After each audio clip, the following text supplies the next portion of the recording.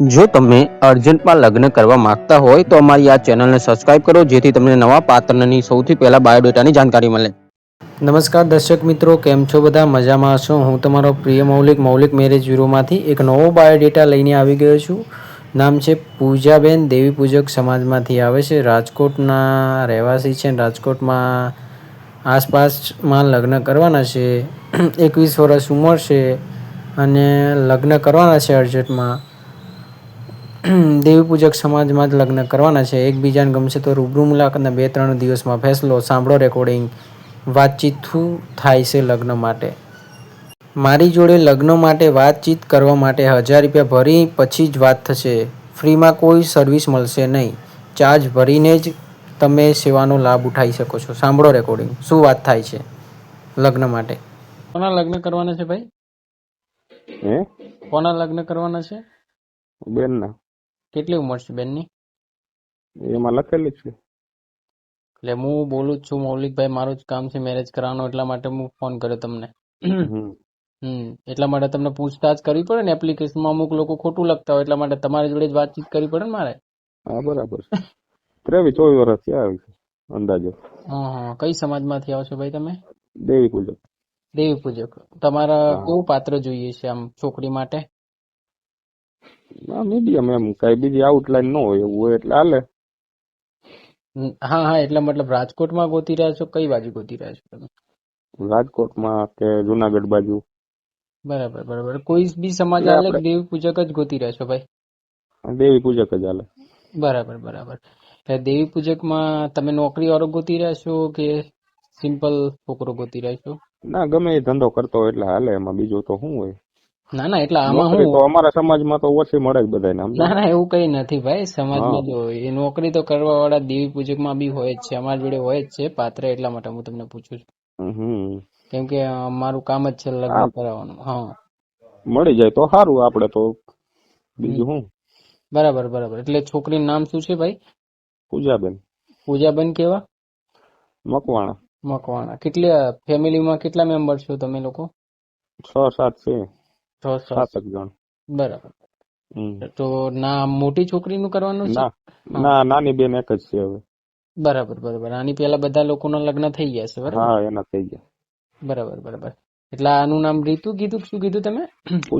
પૂજાબેન ના લગ્ન કરવાના છે. બરાબર. એટલે રાજકોટ બાજુ હાલે કે રાજકોટની અંદર બહાર જોઈએ છે તમારે? હા, રાજકોટ બાજુ હાલે, અને બહાર હોય તો હાલે. ના, એટલે કુલ મિલાઈને જો પછી આપડે કેટલા કિલોમીટર આગું છે એ બધું તો વાતચીત કરી પછી ખબર પડે. એમ હોની અંદર થાય તો સારું એમ.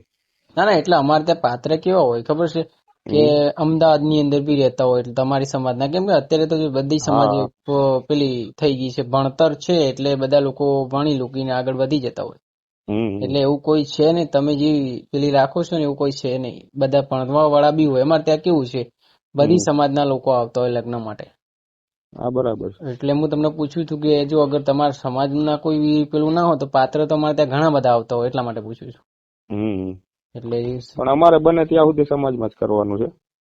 બરાબર. એટલે છોકરો કેટલી ઉંમર સુધી હાલે આમ? 24-25 વર્ષનો. બસ એ જોડેનો જ હોય ને. પછી તો હોય 1-2 વર્ષનો ફેર તો હાલે. ના, એટલે હું તમને એટલા માટે પૂછું છું કે કેમ કે જો 21-22 વર્ષ છે તો આપણે 23-24 આસપાસ રખાય. એનાથી વધારે મોટો ના રખાય કે નાનો ના રખાય. એટલા માટે. હા, એ 1-2 વર્ષનો ફેરફાર હાલે, એવું કઈ નથી. બરાબર. એટલે છોકરી અત્યારે શું કરે છે ભાઈ?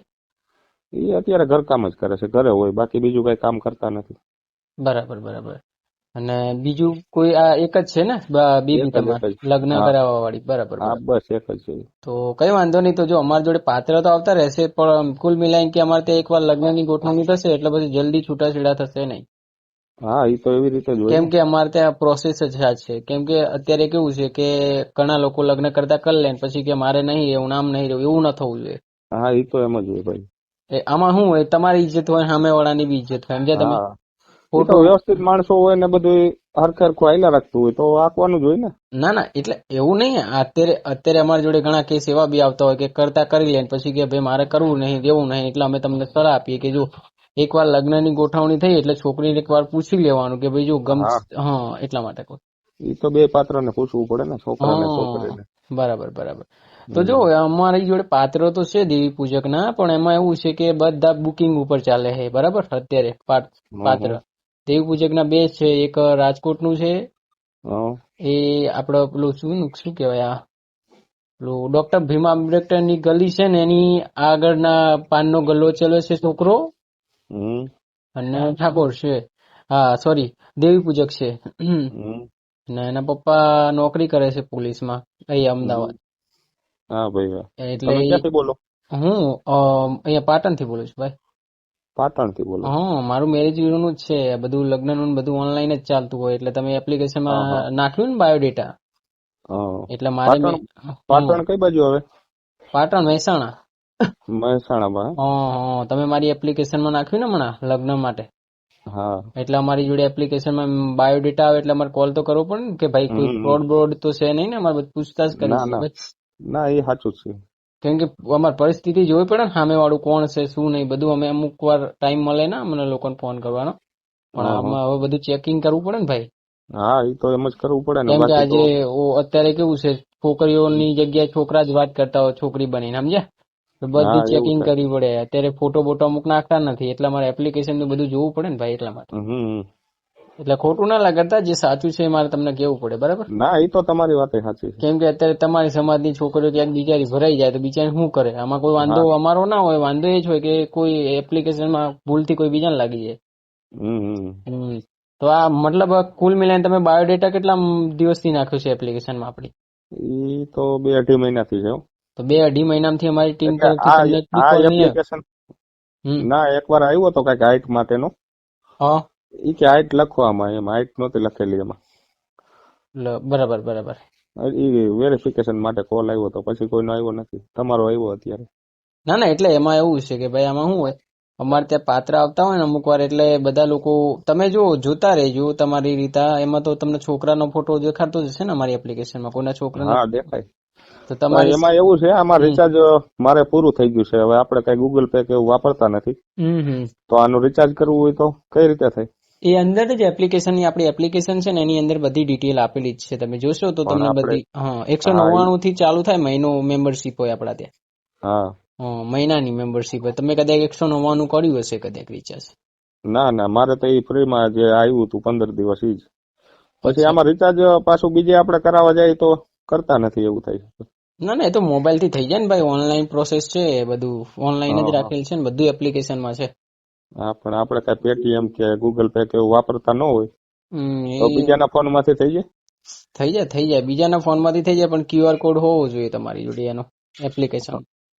સમજાય ગયું. તો જો વાંધો નથી, જો તમે એપ્લિકેશન યુઝ કરો છો તો એપ્લિકેશનમાં છોકરા અમારે ત્યાં આવતા જ હોય. એમાં જો તમને યોગ લાગે તો તમે કીજો એમને, એમાં ટીક કરશો એટલે છોકરાનો નંબર લાગશે, બરાબર? તમારે મુલાકાત કરવાની છે તમારી રીતે, બરાબર? હા એ તો એમ જ હોય ને. એ તમને ફોન બોન આવશે છોકરાની તરફથી કે ભાઈ હા આવી રીતે હશે, આવી રીતે છે, વાતચીત થાય તમારી.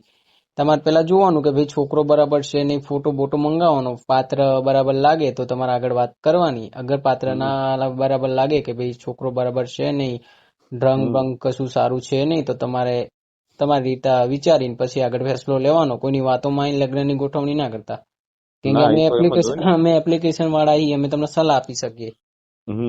કેમ કે અમારે તો લગ્ન કરાવવાનું હોય, તમારા જેવા કેટલા જણા બાયોડેટા નાખતા, અમારે પેલા વેરિફિકેશન તો કરવું પડે કે ના કરવું પડે, કે ગમે તે જોડે ગમે તે નથી, એટલા માટે સમજે.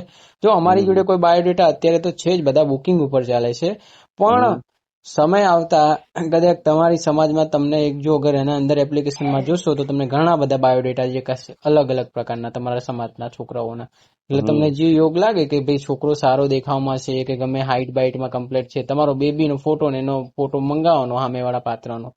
જો પાત્રને ગમે પછી આ એકબીજાની મુલાકાત કરાવીને ફેસલો કરાવજો તો તમને યોગ લાગે તો, બરાબર? એમ જ હોય ને. કઈ વાંધો નહીં, તમે મને બાયોડેટા તમારા છોકરીનો નાખી દેજો મારા મોબાઈલ નંબર પર, વોટ્સઅપ નંબર પર. હું ક્યાંય હશે તો તમને કહીશ, બરાબર? ભલે, વાંધો નહીં. સારું ચલો, જય શ્રી કૃષ્ણ ભાઈ. જય શ્રી કૃષ્ણ. હા, જય શ્રી કૃષ્ણ.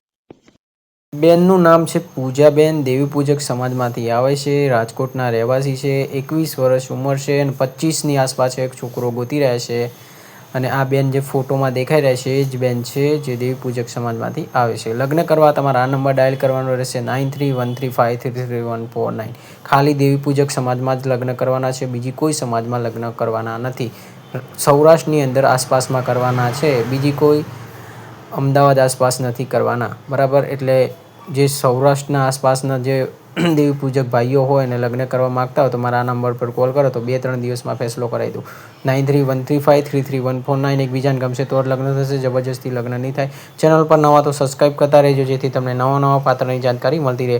વિડીયોની નીચે ડિસ્ક્રિપ્શનમાં એક લિંક આપેલી છે, લિંક ઉપર ક્લિક કરીને તમે તમારા ઘર માટે બૂટ અને ચંપલ ખરીદી શકો છો. જય શ્રી કૃષ્ણ, ધન્યવાદ. ચેનલ પર નવા તો સબસ્ક્રાઈબ કરતા રહેજો. ધન્યવાદ.